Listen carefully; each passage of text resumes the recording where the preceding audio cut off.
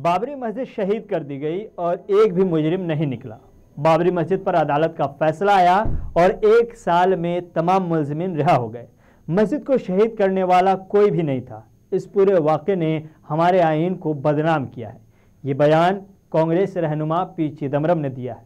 दरअसल सलमान खुर्शीद ने अयोध्या पर एक किताब लिखी है और किताब के इजरा के बाद से हंगामा जारी है।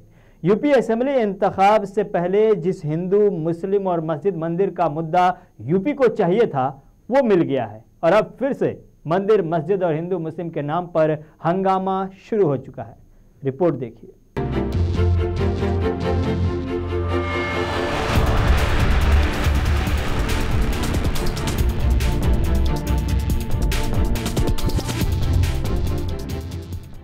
यूपी असेंबली इंतखाबात से पहले एक बार फिर से बाबरी मस्जिद, राम मंदिर के साथ साथ हिंदू मुसलमान का सियासी खेल शुरू हो चुका है और इत्तेफाक है कि इसके लिए जिम्मेदार कोई और नहीं बल्कि कांग्रेस पार्टी के रहनुमा ही हैं। बीजेपी को जिस मौके की तलाश थी, कांग्रेस ने वो मौका बहुत आसानी के साथ बीजेपी को दे दिया। हिंदू मुस्लिम का मुद्दा फिर से गर्म हो चुका है और इसमें बाबरी मस्जिद, राम मंदिर का तनाज़ा भी रंग भर रहा है। दरअसल कांग्रेस के सीनियर लीडर सलमान खुर्शीद की नई किताब सनराइज ओवर अयोध्या ने एक नया सियासी तनाज़ा खड़ा कर दिया है। किताब में अयोध्या पर सुप्रीम कोर्ट के फैसले को दुरुस्त बताया गया है, लेकिन हिंदुत्व का मुआजना ISIS और बोको हराम जैसी शिद्दत पसंद तंजीमों की जिहादी इस्लामी सोच से किया गया है।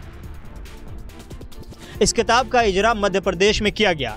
इस मौके पर मध्य प्रदेश के साबिक वज़ीर आला दिग्विजय सिंह और साबिक मरकज़ी वज़ीर पी चिदम्बरम भी मौजूद थे।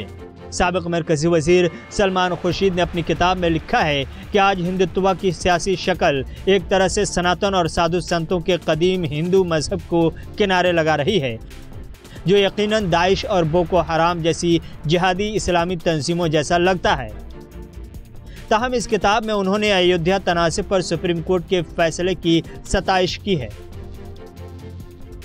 वहीं दूसरी जानिब कांग्रेस के लीडर पी चिदम्बरम ने कहा कि 6 दिसंबर 1992 को जो कुछ भी हुआ वो बहुत गलत था। उसने हमारे आईन को बदनाम किया है। सुप्रीम कोर्ट के फैसले के बाद 1 साल में सारे मुल्ज़िमीन बरी हो गए। जिस तरह जेसिका को किसी ने नहीं मारा, उसी तरह बाबरी मस्जिद को किसी ने नहीं गिराया। पी चिदम्बरम ने तंज किया कि लोगों ने मान लिया है, इसलिए फैसला दुरुस्त लगा। Book is about what happened in Ayodhya, what happened to the Babri Masjid.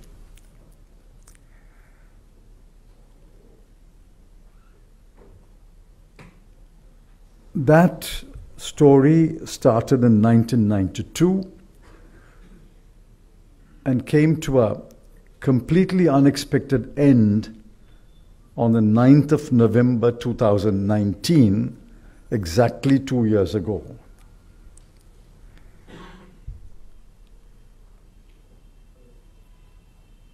The jurisprudential basis of that judgment is extremely narrow. It's a very thin ledge. But due to the passage of time,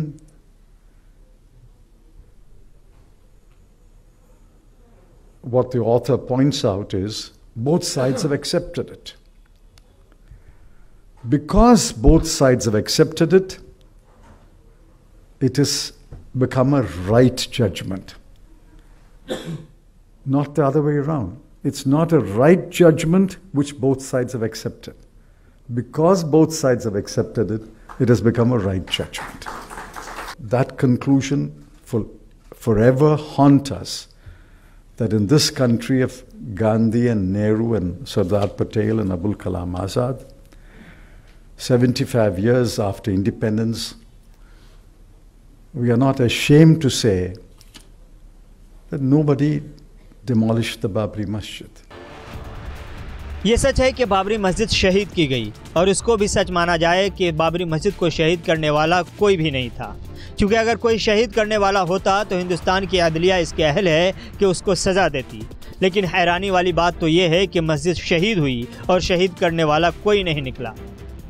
ये शायद दुनिया का पहला ऐसा मामला होगा जहां वाक़या अंजाम पाया हो और वाक़े को अंजाम देने वाला कोई नहीं हो। खैर, बात सिर्फ इतनी सी है कि सलमान खुर्शीद ने अयोध्या पर किताब लिखी है। किताब में अदालत के फैसले को दुरुस्त करार दिया है, लेकिन साथ ही साथ उन्होंने अपनी किताब में हिंदुत्व को दाइश और बोको हराम जैसी दहशतगर्द तंजीमों से जोड़ दिया है। सलमान खुर्शीद की इसी तहरीर का शायद बीजेपी को बेसब्री से इंतज़ार रहा हो। जैसे ही किताब मंसरेआम पर आई और भनक लग गई कि हिंदुत्व पर सलमान खुर्शीद ने कुछ लिखा है, फिर बीजेपी खुशी खुशी कैमरे के सामने आई और अपने सियासी तरकश से तीर निकालते हुए यूपी के सियासी समत में निशाना भरते हुए कांग्रेस को खूब खड़ी खड़ी सुना दी। हिंदू धर्म के जो अनुयायी हैं, हिंदुत्व है, इसकी तुलना जो आतंकवादी संगठन हैं, आईसिस और बोको हरम, इससे कर दी जाती है।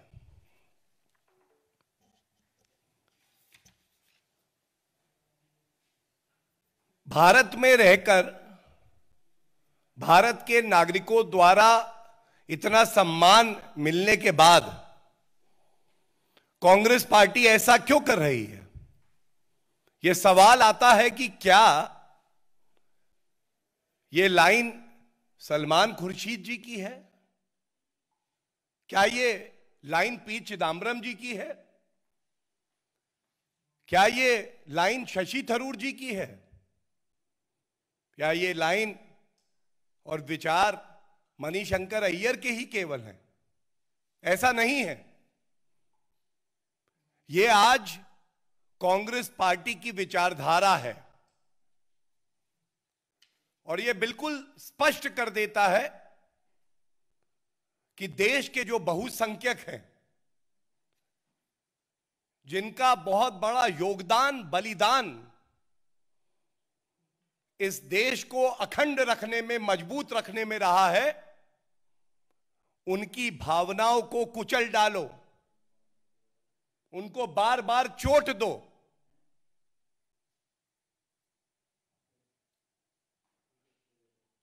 ये सोनिया गांधी जी और राहुल गांधी के इशारे पे ही बार बार होता है।